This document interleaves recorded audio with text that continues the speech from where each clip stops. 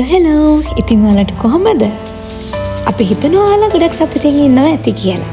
මෝල්ටාවල ඉන්න අපිට නම් පහුගිය වීකෙන්ඩ් එක කියලා කියන්නේ අපි අවුරුද්ද පුරාවටම හරි ආසාවෙන් බලාගෙන ඉන්න කාලයක්.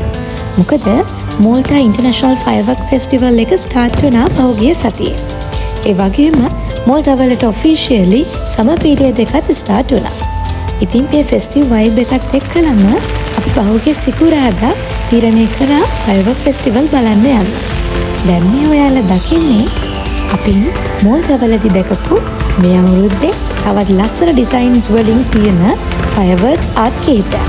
ඉතින් මේ ෆයර්වර්ක් ෆෙස්ටිවල් එකට මෝල්ටාවල අය විතරක් නෙමෙයි. යුරෝපයේ ඉන්න ගොඩාක් ෆයර්වර්ක් සම්බන්ධ ආයතන සම්බන්ධ වෙන මේ ලස්සන අවස්ථාවන් වලට. ඉතින් ඔයාලට ඉස්සරහට බලන්න පුළුවන් ලස්සන ෆයර්වර්ක්ස් ආර්ට්ස් මේ සැරේ මෝල්ටා ෆයර්වර්ක්ස් ෆෙස්ටිවල් එකේදී අපි බලාගත්තේ.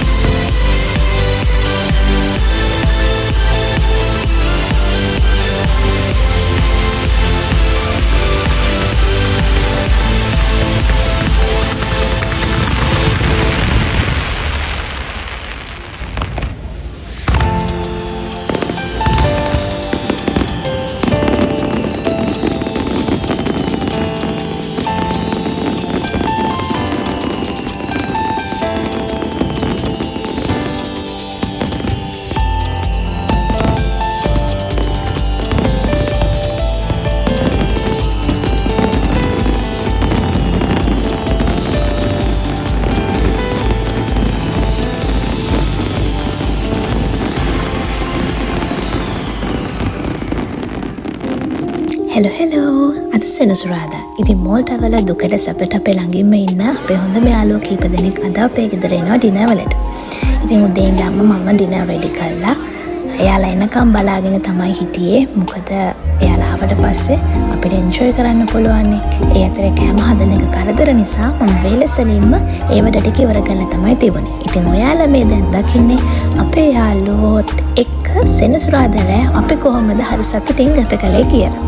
පේනවානේ hina වෙනවට වඩා දෙයක් තිබුණේ නැහැ අපට සෙනසුරාදා රෑ එයාලා හිටපු හැම පැයකදීම.